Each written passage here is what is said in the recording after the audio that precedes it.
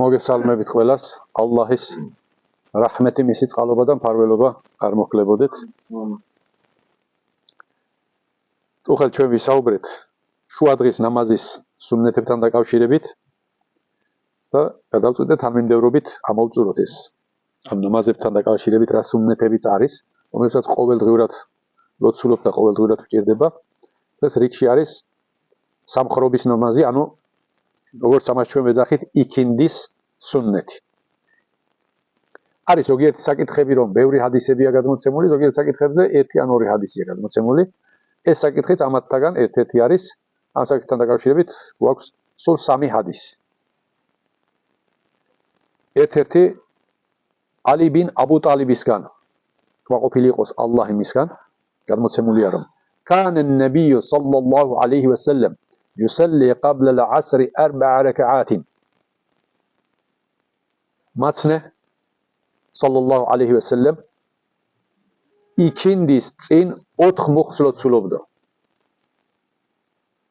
ჩვენთვისაც ცნობილია და ვიცით რომ იქინდის წინ 4 მუხლის სუნნეთია და ხანდახან ჩვენც ლოცულობთ ამას.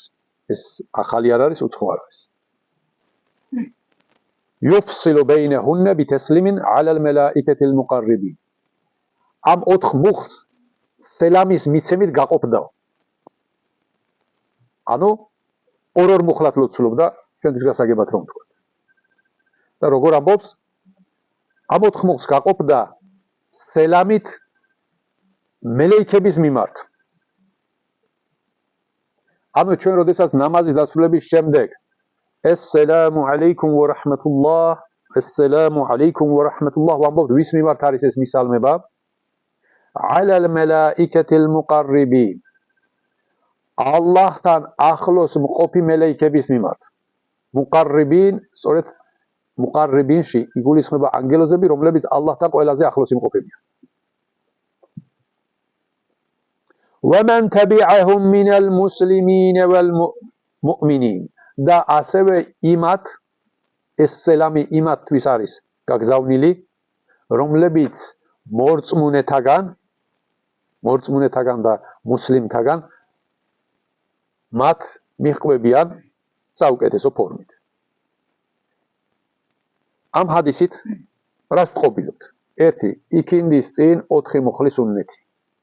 მეორე, შუამავალი სალლალლაჰუ ალეიჰი ვასალამ ამ 4 მუხლის სუნნეთს სელამით ყოფდა შუაზე. ანუ ორ მუხლად ლოცულობდა. მესამე, ეს სელამი ვის მიმართ არის? ანგელოზების მიმართ და ყველა მორწმუნე მუსლიმის მიმართ არის ეს სელამი. ჰადისი გადმოცემულია თირმიზის კრებულში და ხარისხით არის ჰასენი. ისევ თირმიზი ისევ ჰასენი ფორმით გადმოგცემს კიდევ განსხვავებულ ჰადისს, სადაც იბნ ომარ რადიალლაჰუ ანჰუმა გადმოგცემს რომ قال رسول الله صلى الله عليه وسلم الله შუამავალმა თქვა رحم الله امرأ صلى قبل العصر 4. ალლაჰმა შეიწყალოს ის ადამიანი, რომელმაც იქინდის წინ 4 მუხლი ილოცავა. ალაისალათუ ვესალამი მოგვიწოდებს ამ ნამაზის ლოცვისკენ, თუმცა აქ არ აკონკრეტებს, თავის სიტყვებში არ აკონკრეტებს 4-ად უნდა ვილოცოთ თუ 2-ად უნდა ვილოცოთ. მაგრამ საჰაბე ჰაზრეთი ალი გადმოგცემს თვითონ შუამავალ ალაისალათუ ვესალამის პრაქტიკას, როგორც ლოცულობ. ორ მუხლად. რაჰიმალლაჰუ მრაან. ალლაჰის წყალობა იმ ადამიანს, ან ალლაჰმა შეიწყალოს ის ადამიანი. ეს სიტყვები შუამავალ ალაისალათუ ვესალამის ეს სიტყვები აიხსნება ორნაირად. ერთი დალოცვა შუამავალ ალაისალათუ ვესალამი ლოცავს ვინც ამ ადამიანს, ვინც ამ ნამაზს ასრულებს და მეორე შუამავალ ალაისალათუ ვესალამი ალლაჰის რაჰმეტს უმახარებლებს ამის მლოცვას. ორივენაირად შეიძლება ამ სიტყვების გაგება. შეიძლება ამ ორიდან ერთი იყოს, ან ეს იყოს შუამავლის მხრიდან დალოცვა, ან ეს იყოს შუამავლის მხრიდან სამახარებლო ახირეთისთვის, რომ ამის მლოცავი ალლაჰის რაჰმეტს შეხვდება იმ ქვეყნად. ან შეიძლება ორივე ერთდროულად იგულისხმებოდეს ამ სიტყვებში. არც ერთი არ არის გამორიცხული. თითო-თითოაც რომ ავიღოთ, არც შუამავლის დალოცვა არ არის. უბრალო რამე, ძალიან დიდი და მნიშვნელოვანი და ძვირფასია ნებისმიერი მორწმუნესათვის, რომ მან შუამავლის დალოცვა დაიმსახუროს და არც ის არ არის უბრალო საჩუქარი და ჯილდო მორწმუნესთვის, რომ ის ახირეთში ალლაჰის რაჰმეთს შეხვდეს. ალლაჰის წყალობას ეზიაროს. და თუ კი ორივე ერთად იქნება, თუ კი ვინმე ორივეს ერთდროულად დაიმსახურებს, მაგას გაჯობია. კიდევ ერთი ჰადისი, عن علي بن أبي طالب, ისევ ალი ბინ აბუ ტალიბი გადმოგცემს შუამავალ ალეისალათუ ვესალამის პრაქტიკიდან. თავის ცხოვრებაში როგორ განუხორციელებია, أن النبي صلى الله عليه وسلم كان يصلي قبل العصر ركعتين. შუამავალი صلى الله عليه وسلم იქინდის წინ ორ მოხსლოთ სულობდა. ამ ჰადისს აბუ დაუდი გადმოგცემს და გადმომცემთა ჯაჭვი ამ ჰადისისა არის საჰიჰი. ნახეთ ახლა, ისე არ გავიგოთ, რომ ამ ორ ჰადის შორის არის წინააღმდეგობა, ერთში ამბობს 4 ლოცვილობ და მეორეში ამბობს 2 ლოცვილობ.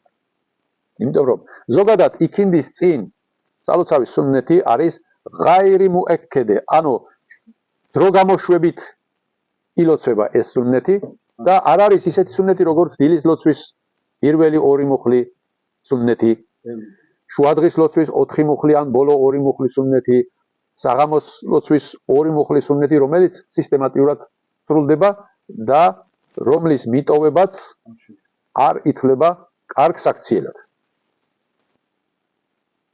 ეს სუნნეთი არის ღაირი მუექედე, ანუ არ არის იმდენად ძლიერი და როგორც ჰადისებში ვხედავთ ჰასენი ფორმით და ასე შემდეგ არის გადმოცემული, აქედან გამომდინარე დრო გამოშვებით შესრულება შესაძლებელია და ჯემაათმაც ისე იცის და ასე ასრულებს დრო გამოშვებით.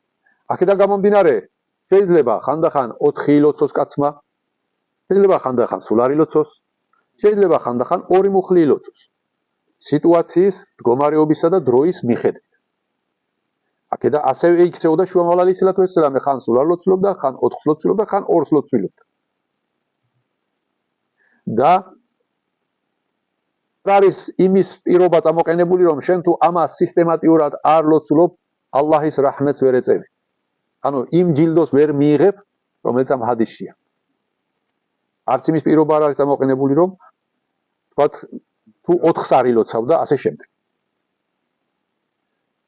მაგალითად, მოვიდა ერთ-ერთი რომელიმე თქვენგანი მეჩეთში. იქინდის ეზანი ნაკითხია, თუმცა ჯერ ჯემაათს ლოცვა არ დაუწყია. ან ჯემაათი იქინდის პირველ სუნნეთს ლოცულობს, შენ ცოტა მოგვიანებით შემოხვედი და ასრებ მხოლოდ 2 მუხლის ლოცვას.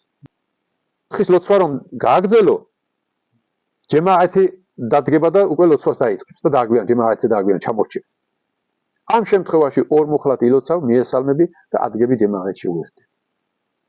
სწორედ ეს ჰადისების განსხვავებული ვერსიები გვაძლევს უფრო მეტ თავისუფლებას და უფრო მეტ თავისუფლად მოქმედების საშუალებას, რომელიც საქმეს არ გვირთულებს. როგორც შუამავალმა სალალლაჰუ ალეიჰი ვესალამ ბძანა, გაუადვილეთ, ნუ გაურთულებთო, სწორედ ამ სიადვილეს შეიცავს ეს ჰადისების სხვადასხვაგვარი ვერსიები. უზენაესმა ალლაჰმა სუბჰანაჰუ ვა თაალამ შეიწყალოს ყველა მორწმუნე და ყველა მორწმუნეს გულებს შეაყვაროს ნამაზი. Alhamdulillahi Rabbil Alamin, wassalatu wassalamu ala rasulina Muhammadin wa ala alihi wa ashabihi ajma'in.